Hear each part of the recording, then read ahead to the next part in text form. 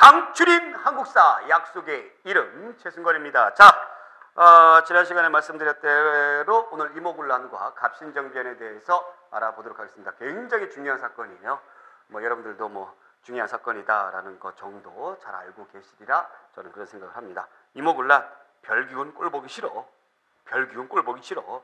갑신정변, 개혁을 빨리. 지금 너 늦었다. 부제가 이렇게 형성이 되어 있습니다. 자, 그러면 이모군란과 갑신정변에 대해서 한번 들어가 보도록 하겠습니다. 자, 이거 공부하기 전에 우리가 이제 약간의 흐름을 알아야 되겠죠. 흐름을 한번 쭉 그냥 머릿속에 정리한다라는 그런 생각을 가지시고 공부하시면 되겠습니다. 우리가 맨 처음에 그 고종의 친정체제를 했죠. 그러다가 1876년도에 강화도 조약을 맺었어요. 그렇죠. 강화도 조약을 맺었어요. 자, 이것 때문에 정부는 무슨 정책을 추진하죠? 개화 정책을 추진합니다. 개화 정책을 추진하고 그 다음에 82년도에 미국하고 첫 번째로 수교를 했다라는 거였죠. 개화 정책 추진 내용 가운데서 뭐가 있었어요? 별기군이라는 애들이 있었죠. 얘네들만 이뻐해 주더라라는 얘기입니다. 그래서 불만을 가진 90군데들이 반란을 일으키는데 그것이 이제 1882년도에 바로 무엇이다? 임오군란이다라는 거였어요. 그러면 임오군란이 일어나게 되면서 이 90군인들이 누구를 앞세웁니까? 은퇴한 흥선대원군을 앞세워서 가지고 가죠. 그리고 개화 정책을 추진했던 이 명성황후를 죽이기 위해서 엄청나게 노력을 해요. 그 당시의 흥선대원군은 명성황후 장례식까지 치러요. 시체가 없었음에도 불구하고 그 명성황후는 저기 장호원까지 도망을 가는데 명성황후가 가까스로 청나라에 구원병 요청을 합니다. 청나라에 구원병 요청을 해서 흥선대원군은 어떻게 되죠? 납치를 청나라 애들이 해가고 그 다음에 청에 간섭이 굉장히 심하게 되더라라는 얘기예요. 세상에 공짜는 없죠. 그러면서 청나라가 우리나라를 어떻게 하느냐? 공식적으로 속국이다, 속방이다 이런 것을 선언을 해버립니다. 선언을 해버려요. 자, 그러면 임오군란 이후에 입지가 굉장히 좁아진 누구들? 해외 시찰단으로 파견이 되었던 수신사라든가 영선사라든가 이런 개화파들이 입지가 좁아졌죠. 특히 급진 개화파들. 그리고 또 한 가지, 우리가 속방이 되어버렸어요. 이것에 대해서 굉장히 불만을 많이 가지고 있었죠. 그래서 정부가 어떤 개혁 의지가 없다 해가지고 자기네들이 이 정변을 단행하죠. 그래서 1884년도에 뭐가 일어난다? 갑신정변이 일어난다라는 겁니다. 개화파들에서 갑신정변이 일어나요. 갑신정변이 일어나는데 이 갑신정변도 역시 청나라에 의해서 결국에 3일 만에 끝나게 된다는 얘기예요. 그러면 갑신정변 이후에 우리는 어떤 상황으로 가느냐? 청과 일본의 경쟁이 굉장히 심화된다라는 얘기예요. 심화된다라는 얘기예요. 그래서 청나라와 일본의 경쟁이 심화됐기 때문에 이 부분을 우리가 어느 정도 해결하기 위해서 누구의 세력을 끌어들이기 위해서 노력을 합니까? 바로 러시아 세력을 끌어들이기 위해서 굉장히 노력을 했던 것이고요. 또 그 다음에는 우리 뭐 하기 위해서? 중립을 하기 위해서. 중립화 운동이 이 이후에 나타나게 되더라라는 거예요. 그래서 여기까지 여러분들이 흐름을 정리를 해 주시면 되겠습니다. 자, 그러면 우리가 이제 본격적으로 임오군란에 대해서 별기군 꼴보기 싫어 임오군란에 대해서 한번 알아보도록 하겠습니다. 요게 이제 그 별기군의 모습이에요. 신식군대.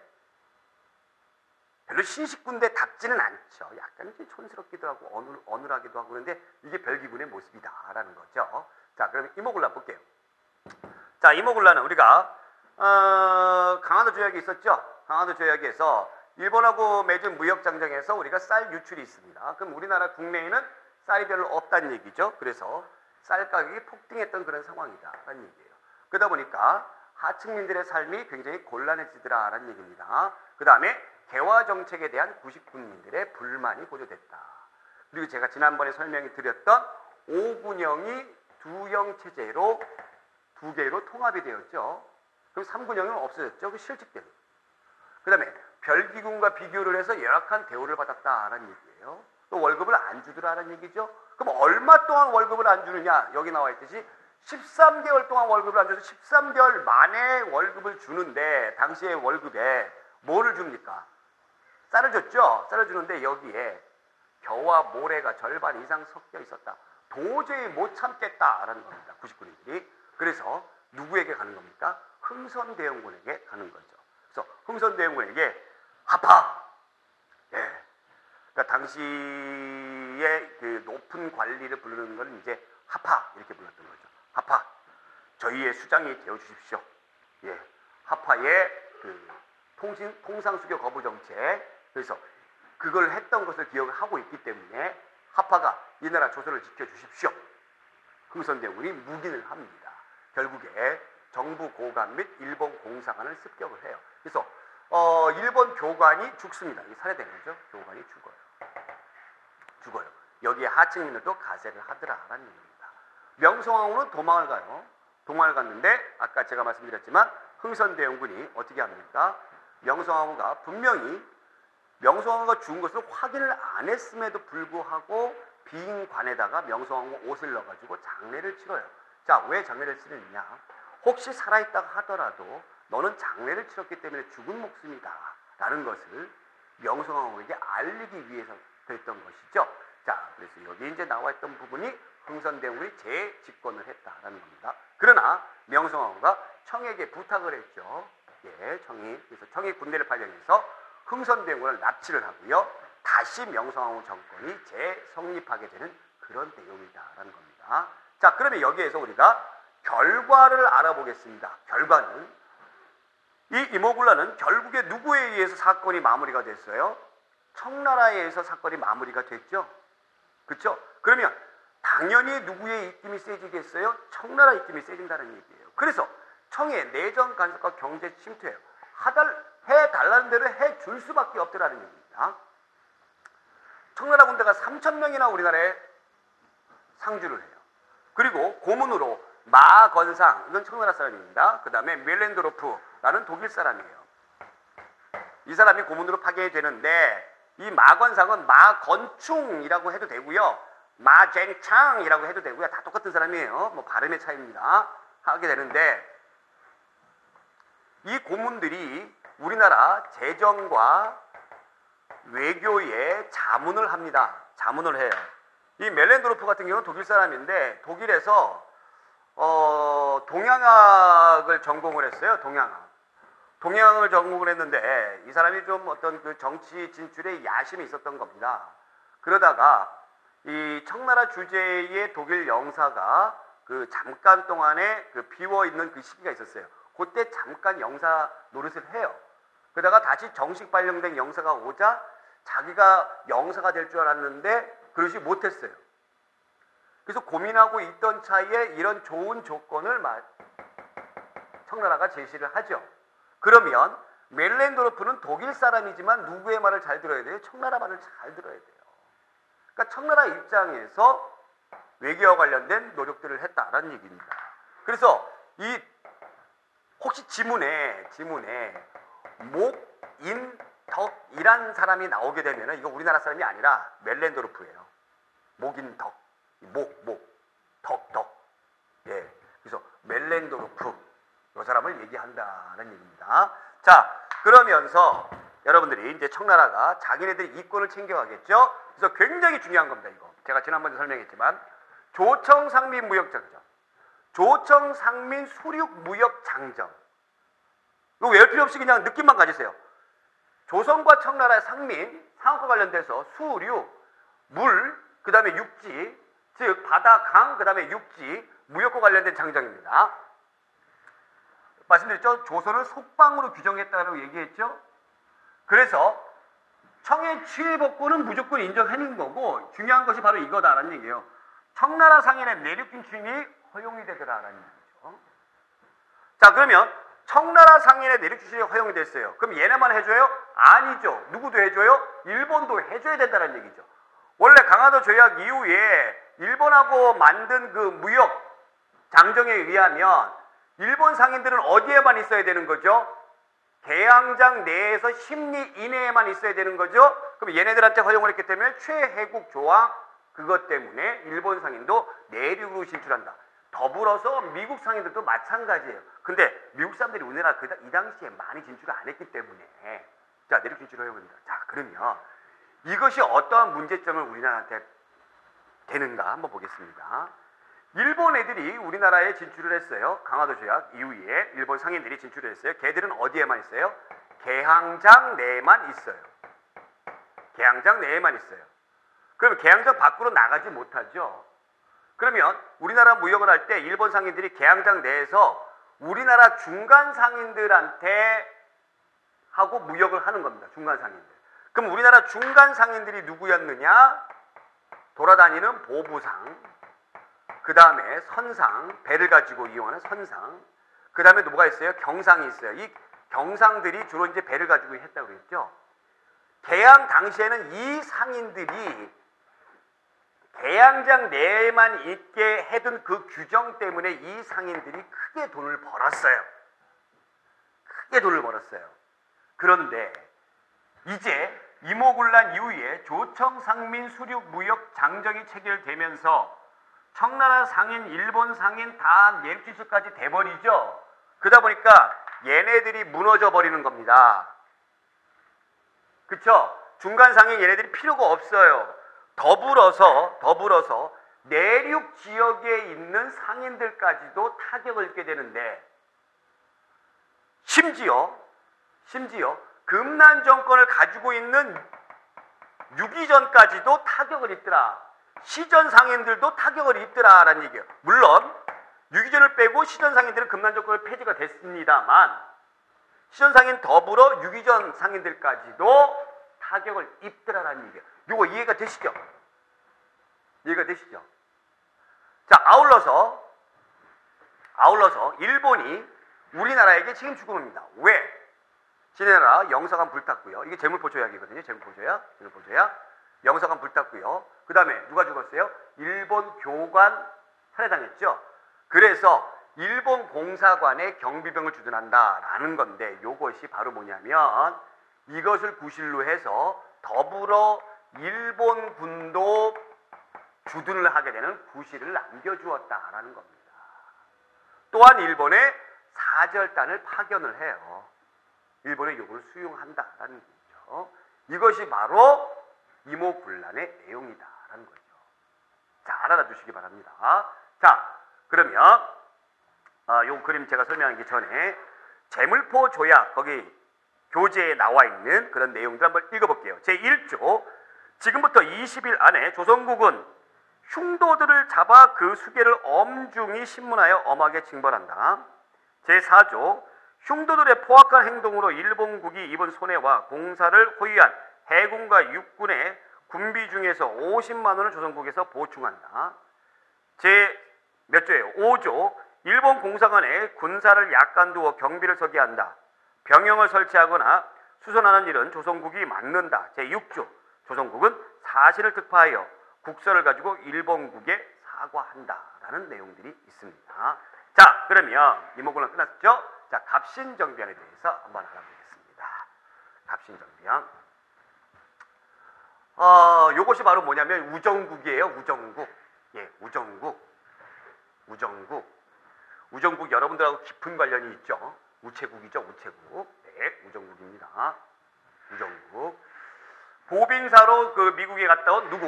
홍영식의 건의를 받아들여서 이것을 해야 되겠다라고 건의를 하죠. 그러면서 전국 각지가 재빠르게 소식을 전하고 오고 갈 수 있는 그런 우편 통신 제도를 만들어야 되겠습니다. 해가지고 이 우정국이 만들어져요. 몇 년도에? 1884년도에. 몇 년도? 1884년도. 그러니까 여러분들은 갑신정변하고 깊은 관련이 있는 그런 사람들이기 때문에 이거 잘 알아두셔야 되고요. 또 우편제도와 관련된 것도 역사와 관련된 것도 잘 알아두셔야 돼요. 자, 그러면 이 갑신정변에 대해서 한번 볼게요. 배경 볼게요. 이모군란 이후에 깜짝 놀란 민씨정권 명성황후는 청나라 눈치를 보죠. 청나라 눈치를 보니까 개혁 정책을 적극적으로 못해요. 소극적으로 합니다. 소극적으로 할 수밖에 없는 거예요. 그러다 보니까 입지가 개화파들은 어때요? 떨어지게 돼버리죠. 그리고 또 한 가지, 우리 국내에서 불만은 아까 청나라가 우리나라를 뭐 했다고요? 속방화했다라고 얘기했어요. 속방화. 그러니까 속국이 된 거죠. 이것을 남대문에까지 걸어놓게 해버렸어요. 그러면 우리가 자주적으로 뭔가 외교를 한다든가 또 뭐 어떤 정책을 만든다든가 이런 거 할 때마다 누구의 눈치를 봐야 돼요? 청나라의 눈치를 봐야 되더라라는 얘기입니다. 그리고 우리는 젠부조약에서 계속 일본한테 배상금들을 물어줬죠. 자, 김옥균이 일본에서 차관 도입을 시도를 해요. 돈이 없으니까 차관 도입을 시도를 하는데 그것이 실패를 하게 됩니다. 그러니까 재정적인 지원을 일본으로부터 받지를 못하니까 더욱 입지는 약해질 수밖에 없더라는 얘기죠. 자, 그래서 고민을 하고 있었던 이런 급진 개화파들이 어떻게 하냐면 상황을 기다렸던 거예요. 상황을 기다렸는데 바로 이 해에 뭐가 일어나냐면 청푸전쟁이 일어납니다. 자, 청푸전쟁이 뭐냐면 약간 그릴게요. 여기 이제 인도가 있고요. 여기 이제 이렇게 베트남, 이렇게 인도 차이나 반도가 있고 여기 중국이잖아요. 그럼 베트남이 이렇게 있잖아요. 이렇게. 그죠? 여기 청나라고. 여기 이제 누가 들어옵니까?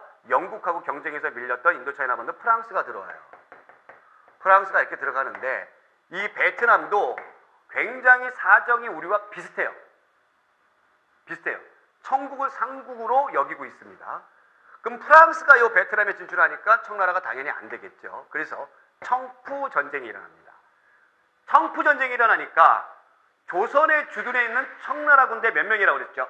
3,000명이죠. 이 중에 절반을 뚝 떼가지고 어떻게 합니까? 이쪽으로 보내버리는 거예요. 이쪽으로. 그러면 청나라 군사력이, 조선 내에 있는 청나라 군사력이 반으로 줄더라라는 얘기죠. 야, 좋은 기회가 왔다라는 겁니다. 그래서 이때에 누구? 김옥균을 중심으로 하고 보빙사로 다녀온 홍영식, 그 다음에 누가 있습니까? 그 부마인 박영효. 이 박영효가 이모군란을 위해 좌천돼 가지고요. 어디로 가냐면 광주로 가요. 광주 유수가 돼요. 여기서 말하는 광주가 전라도에 있는 광주가 아니라 경기도 남한산성에 있는 광주가 돼요. 남한산성에 있는 그 광주를 얘기하죠. 자, 여기서 여러분들 한 가지 기억해 주세요. 남한산성을 지켰던 부대가 있죠. 그 부대가 뭐였어요? 수어청이에요.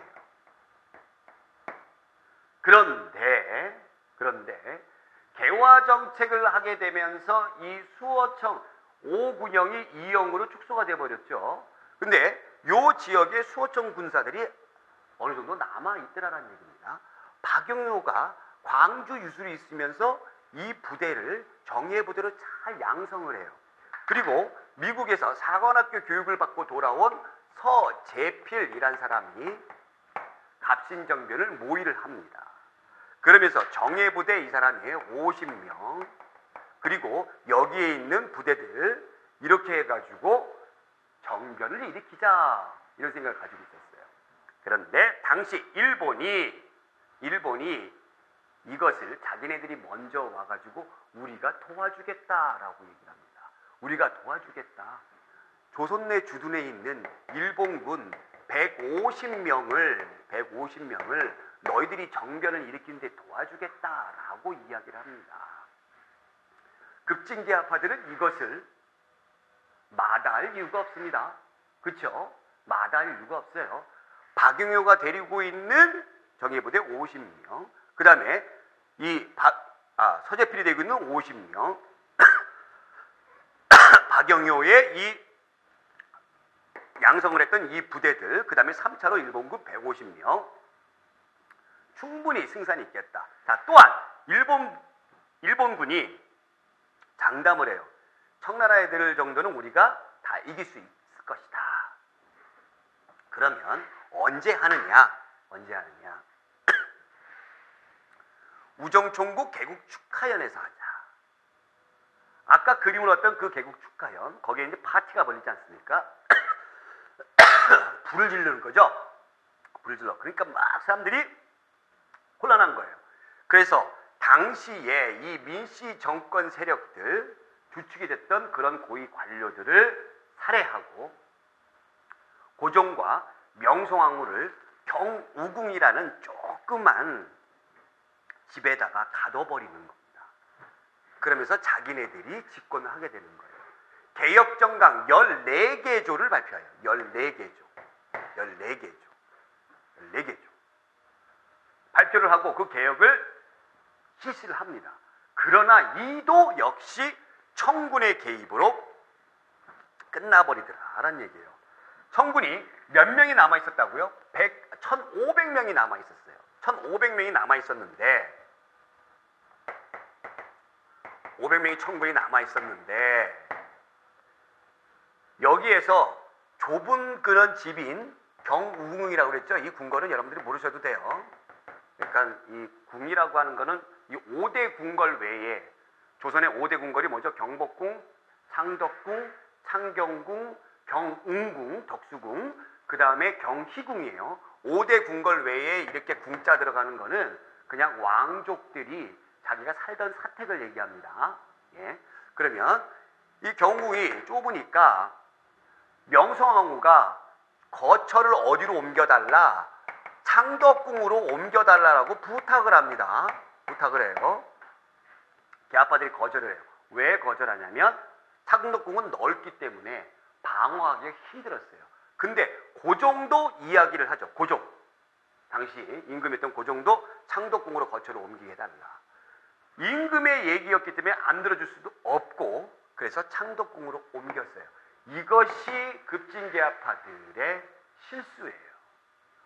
옮기고 1500명의 청나라 부대가 쳐들어오는데 믿고 있었던 150명의 일본 군대는 싸워보지도 않고 도망가더라라는 얘기입니다. 그래서 결국에 3일 만에 끝났다라는 얘기예요. 3일 만에 끝났다. 그래서 아까 얘기했던 김옥균, 박용효, 서재필, 또 홍영식 이런 사람들 다 도망가 버려요. 도망 못 간 애들은 다 어떻게 가고 잡혀서 죽고 도망가 버리더라는 얘기입니다. 이 화난 백성들이 일본 공사가 습격했죠. 왜 일본 공사가 습격할까요? 일본하고 같이 연결되어 있다니까 반일 감정 때문에 그런 거고요. 아까 제가 말씀드렸던 이런 인사들은 살해되거나 일본으로 망명됐다라는 겁니다. 여기에서 가장 주도를 했던 김옥균은 일본으로 망명을 했다가 상하이로 가는데 우리 정부가 보낸 자객에 의해서 거기에서 죽습니다. 그래서 김옥균 시신을 조선으로 가지고 와요. 가지고 와서 거기서 죽은 시신을 능지처참을 하죠. 이 목, 팔, 다리 다 잘라버리죠. 그래서 대역죄인 옥균 이렇게 써붙여가지고 효시를 해요. 그러니까 잘린 목을 전시한다는 거죠. 이렇게 되어버리더라는 얘기입니다. 자, 그러면 갑신정변의 정강 내용을 한번 볼게요. 개혁정강 14개조. 청에 대한 사대관계 청산한다라는 거죠. 당연한 거죠. 청이 어떻게 하기 때문에 우리 이모군란 이후에 속국화, 속방화 했기 때문에 그거 안 한다는 얘기입니다. 그 다음에 문벌 폐지한다. 인민평등권 제정한다. 자, 여기에서 문벌 폐지가 신분제 폐지는 아니다라는 겁니다. 우리나라가 공식적으로 완전히 신분제가 폐지됐던 것은 갑오개혁이에요. 자, 그 다음에 지조법, 토지세 제도예요. 자, 지조법이라는 건 땅, 조세죠. 갑신정변에서 토지 제도를 개혁한 게 아니에요. 아시겠죠? 토지 제도를 개혁한 것이 아니고 토지에서 부과하는 세금 제도를 개혁한 거예요. 자, 그러다 보니까 대부분의 어떤 농민들, 우리나라에 있는 농민들이 토지 제도가 개혁된 것이 아니기 때문에 실질적으로 이 개혁이 와닿지가 않았던 것이죠.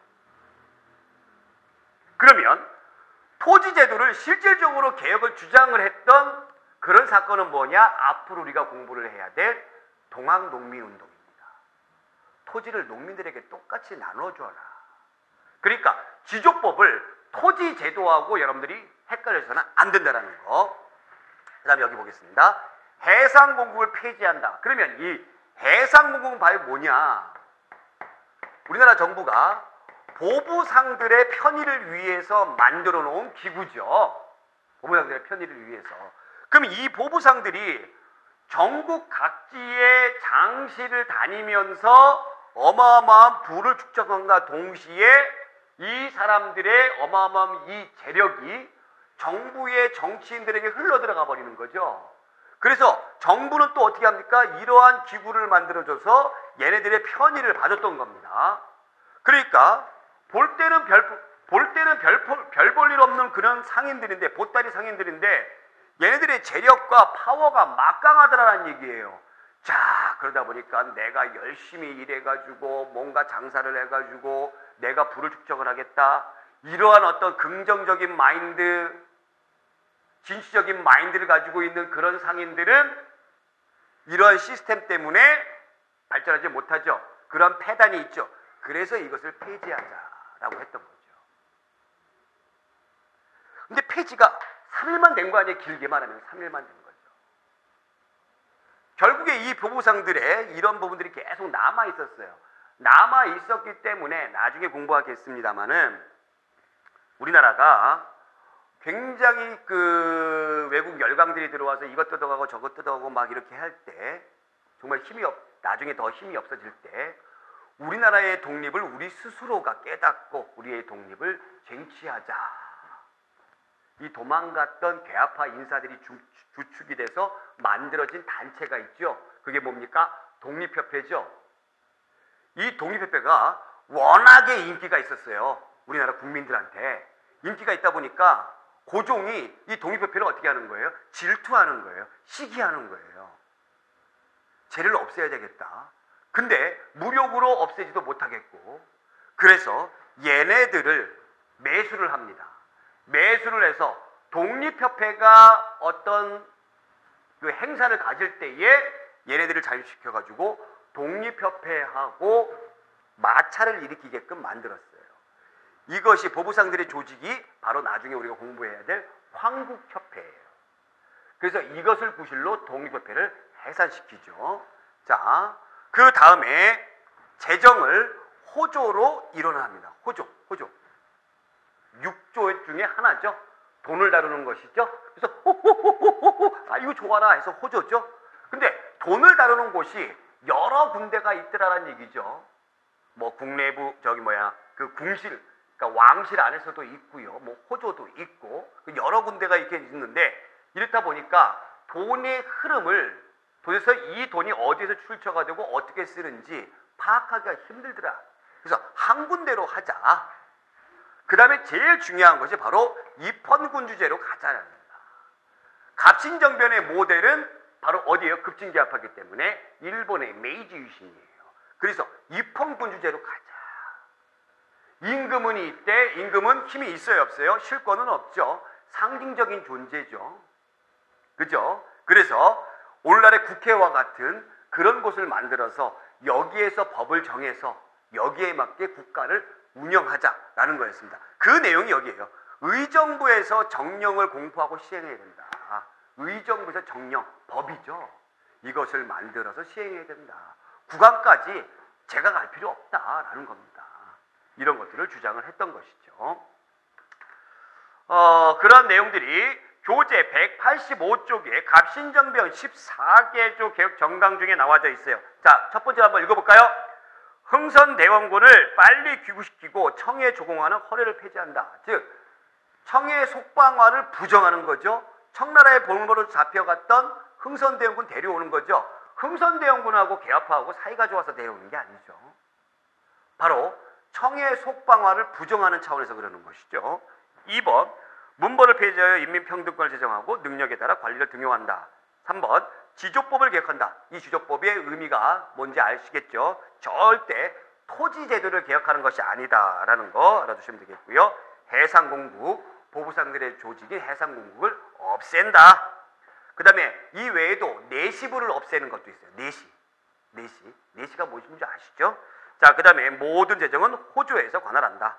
자, 그 다음에 대신과 참차는 의정부에 모여서 정령을 공포하고 시행한다. 자, 대신은 높은 신하들 얘기하는 거죠. 대신, 그러니까 재상급들 신하들 얘기합니다. 그 다음에 그러니까 뭐 재상급들 뭐 좌의정, 우의정, 영의정 이런 사람들 얘기하는 거고, 참찬 같은 경우가 이제 뭐 참판이라든가 이런 조금 급이 낮은 그런 관리들 얘기해요. 이런 사람들 죄에 모여서 의정부에 모여서 법을 정해서 공포하고 시행하자. 이 내용이 바로 입헌 군주제로 나아가자라는 거였습니다. 자, 그러면 결과를 한번 보겠습니다. 결국에는 청나라에 우리나라 주둔하고 있었던 1500명의 군사 때문에 갑신정변이 실패로 끝났습니다. 그렇죠? 네. 일본과 조선은 한성조약을 체결을 해요. 한성조약. 그 성난 우리나라 그 군중들이 일본 공사관을 막 습격을 했잖아요. 그래서 공사관 신축 비용과 배상금 지불합니다. 그 다음에 청과 일본은 텐진조약을 체결하는데 이게 굉장히 중요한 거예요. 텐진조약. 일본이 갑신정변의 실패를 굉장히 후회를 해요. 왜? 사실은 강화도 조약 첫 스타트를 끄는 거는 일본이잖아요. 강화도 조약. 근데 누구의 입김이 점점 세집니까? 청나라 입김이죠. 이모군란, 갑신정변. 일본인들 볼 때 뭐가 된 거예요? 죽 서서 개 준 거예요. 그래서 후회를 해요. 이걸 어떻게 만회할 것이냐, 만회할 것이냐. 그래서 청나라하고 일본이 텐진에서 조약을 체결하는데 이 가운데서 이게 일본 애들의 외교적인 승리다라고 저는 평가를 합니다. 조선에서 양국의 군대 철수 이후에 조선의 군대를 파병할 때에 상대국에서 사전 통지 의무를 규정을 합니다. 이 얘기가 뭐냐면 우리나라 정부가 무슨 일이 있을 때마다 누구한테 SOS, 청나라한테, 일본한테 절대 하지 않죠. 청나라한테 하죠. 그럼 일본 애들은 계속 입지가 낮아지게 되는 것이죠.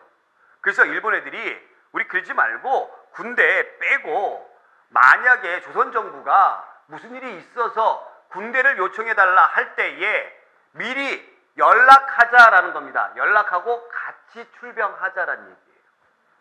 이것이 나중에 뭐의 원인이 되기도 하냐면 청일전쟁의 원인이 되기도 한다는 거죠. 텐진조약. 잘 알아두시기 바랍니다. 나중에 우리나라, 즉 갑신정변이 일어나고 나서 10년 뒤에 우리나라에서 동학농민운동이 일어납니다. 당시 우리나라 정부가 이 농민군들조차 진압할 능력이 없어요. 그럼 또 누구한테 부탁을 해요? 청나라한테 부탁하는 거예요. 오라버니 도와주세요. 그 청나라 군대는 또 어떻게? 알았다 해. 도와주는 거죠. 그렇죠? 그럼 청나라 군대만 들어오게 되는데 텐진조약의 내용 때문에 청나라 애들이 누구한테 알려줘요? 일본 애들한테 알려줘요. 그럼 일본 군대도 자동봉으로 들어온다는 얘기입니다. 그래서 동학농민운동이 이미 끝났음에도 불구하고 청나라 일본 군대 가지 않고 지들끼리 싸워요. 이것이 바로 청일전쟁이다라는 얘기죠. 누가 이깁니까? 일본이 이기죠. 그래서 청나라는 조선에서 완전히 아웃이에요. 완전히 아웃이에요. 그런 내용들이 있습니다. 사실 일본이 얄밉기도 하지만 이런 부분들은 우리가 좀 생각해 볼 필요는 있어요. 네. 자, 의의 보겠습니다. 근대국가 건설을 목표로 한 최초의 정치적 개혁운동이었다. 그래서 자주독립을 추구하는 거죠. 누구로부터의 자주독립일까요? 청나라부터죠. 그 다음에 입헌군주제 도입이고요. 신문제 타파 등. 근데 완전한 신문제 타파는 아니었다라는 거. 그래서 나중에 가면은 가보개혁과 독립협회 활동에 큰 영향을 주었고요. 또 이것이 애국개몽운동으로 계승이 되었다. 개화파들 애국개몽운동으로 계승이 되었다. 우리가 지난 시간에 공부를 했죠. 자, 한 개 보겠습니다. 소수의 지식인 중심의 급진정 성향의 개혁이었다라는 얘기죠. 그 다음에 외세, 특히 일본에 의존했기 때문에 이 민중의 지지를 받지 못했어요. 오히려 역적 취급을 당했어요. 그리고 토지 개혁을 외면했습니다. 귀족법만 개혁을 하려고 했다라는 거죠. 이것이 갑신정변의 한계로 자리를 잡고 있다라는 겁니다. 자, 이모군란과 갑신정변 굉장히 중요한 사건들을 우리가 다뤘습니다. 이거 잘 알아두세요. 자, 그러면 우리가 문제를 풀어보면서 우리의 실력을 꼭꼭 다져보기로 해요. 꼭꼭 다져보기로 하는 거죠. 네, 딴 거 없어요. 자, 1번. 다음 정강에 들어갈 내용으로 옳지 않은 것은 첫째, 대원군을 가까운 시일 안으로 나라에 돌아오게 하도록 할 것. 둘째, 문보를 없애 인민이 평등한 권리를 갖는 제도를 제정할 것이었습니다. 바로 뭡니까? 갑신정변이죠. 갑신정변 옳은 것. 해상공국을 없앨 것 맞습니까? 네, 맞죠. 공사노비법을 혁파할 것 이런 거 없죠. 그래서 완전한 신분제 폐지는 아니다라고 제가 아까 말씀드린 거예요. 자, 전국에 걸쳐서 지조법을 개혁할 것. 네, 맞습니다. 각도의 황곡제도를 영원히 없앨 것. 환상제를 폐지한다라는 내용이 나오거든요. 이것이 이거예요. 네, 맞죠. 그 다음에 재정을 모두 호조에게 관할하도록 할 것. 맞습니다. 그래서 정답은 2번이에요.